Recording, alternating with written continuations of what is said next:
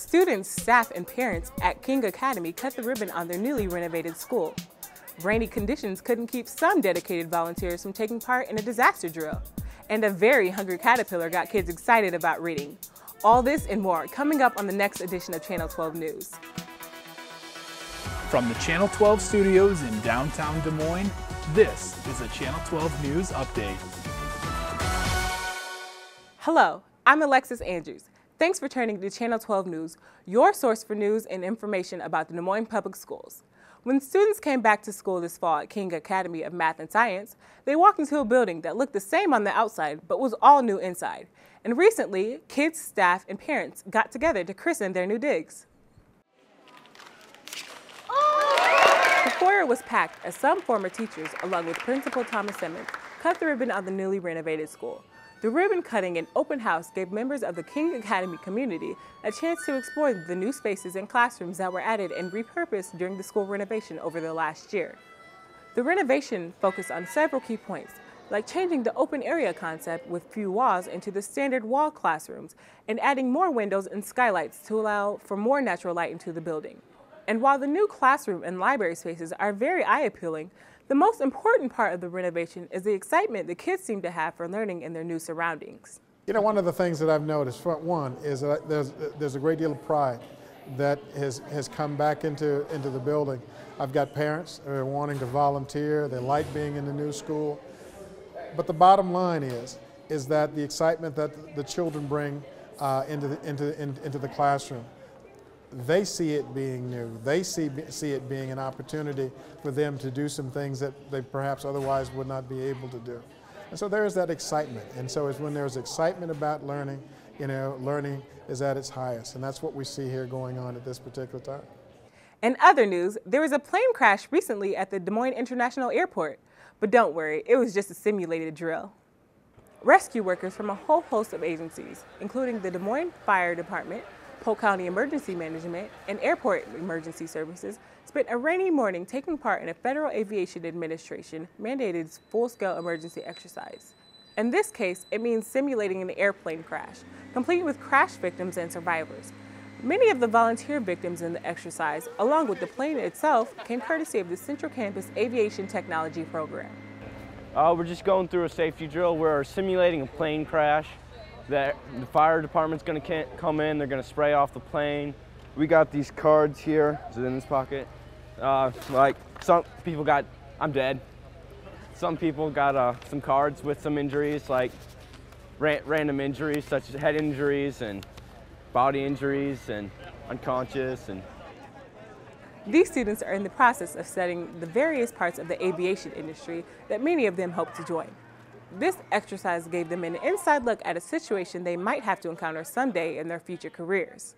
It's important to see these kind of things happen so that way when they get a job in the industry, they have a better sense of why the response happens the way it does and what rules and regulations are involved and requirements that are necessary. The Des Moines International Airport conducts drills like this every 3 years as mandated by the FAA.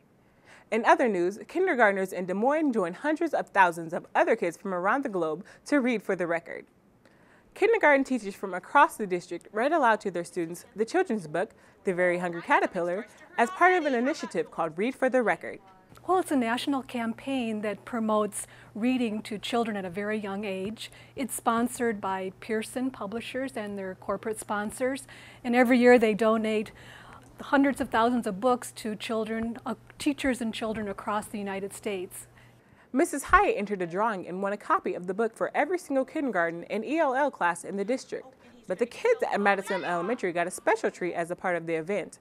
5th grade students acted out the story of the Very Hungry Caterpillar with the help of a former teacher in a giant caterpillar costume, bringing the story to life for their classmates and getting them excited to read. Well, literacy is so important to children because it develops, it's part of their academic achievement. Children need to learn to read at an early age and continue to love to read in order to have success later in life. And finally, an inspiring story that shows us you never know what challenges tomorrow will bring. This is Jeff Mullin, a history instructor in his 3rd year teaching at Lincoln South 9th Grade Academy. He is a former Navy man, an Air National Guard member who was used to getting around on his own 2 feet. As you can see, something's changed. Just kind of started happening late last spring, March and April time frame. Started having some back pain, and I got where I just wasn't walking very well. Started missing a lot of school, and of course we were getting concerned. And finally it had gotten bad enough that I had to report to the emergency room. That was on April 27th, and things just didn't go quite right. We don't really know what happened, but when I came out of the CAT scan and out of the surgery, I was paralyzed from the chest down. Things looked pretty hopeless in those first few days. Fortunately, about 5 days in or so, 5 days after the surgery, I was able to wiggle a toe on my right foot. And when my daughter and I saw that toe wiggle, we both knew that there was going to be some hope. So we've come a long way since then. Mr. Mullin's condition is known as spinal stenosis, meaning that his spinal canal that contains the spinal cord was shrinking and being choked off, resulting in his paralysis. But in the months since his diagnosis, he's undergone intensive physical therapy and has regained some movement in his legs and lower body. And throughout his ordeal, he has had a great deal of support from the Lincoln High School community. This happened during the school year, and so I had my advisory kids back here, my boys who were in my advisory. They were all very concerned. They made a poster for me, and one of my colleagues, one of my fellow teachers brought it, and they had it hanging up in my room when I came back from therapy one day. And it definitely brought a tear to my eye knowing that my guys were back there thinking about me. So the support has been awesome from not only the Lincoln community and my students, but also my extended family. I live on the east side, and my friends from the east side have all helped in. So a lot of churches, a lot of support everywhere.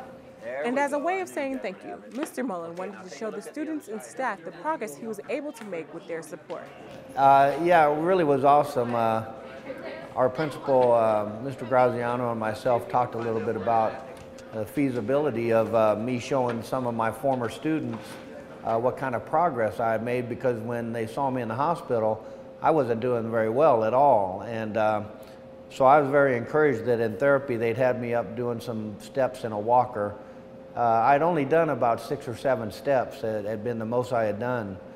But Mr. Graziano, lined up the walker for me, and I had my physical therapist, Michelle Wood, was going to be there with me.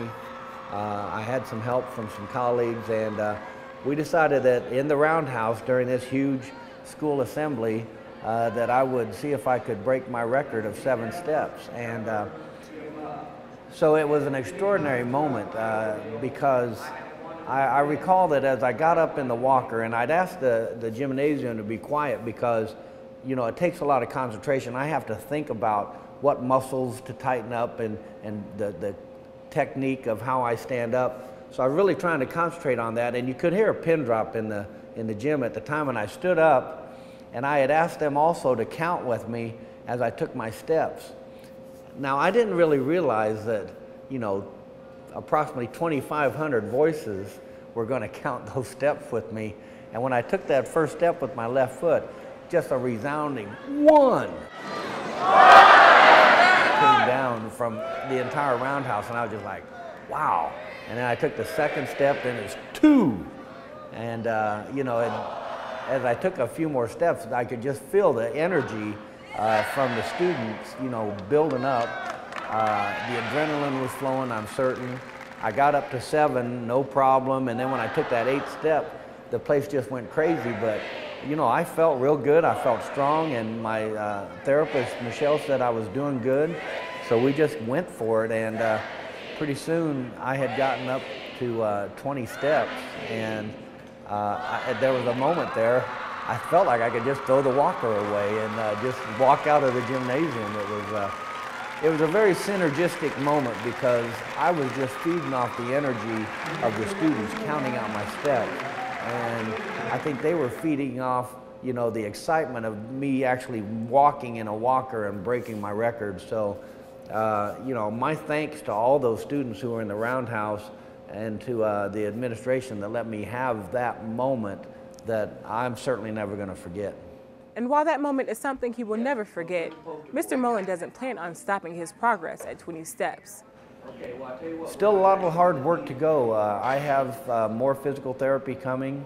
We're going to continue to work hard over the next year, and hopefully next year I'll be coming down this hallway perhaps with a walker, perhaps with a cane or a crutch, perhaps with nothing. But hopefully I'll be back next year and I won't need the wheelchair. So we'll just see. That's what we're working toward. Mr. Mullin also hopes that his students can learn from his situation and realize that they shouldn't take anything in life, no matter how basic, for granted. Thanks for tuning into Channel 12. As always, if you've got a story idea for us, visit our website at www.channel12online.org and click the Submit a Story button. For Channel 12, I'm Alexis Andrews. Thanks for watching.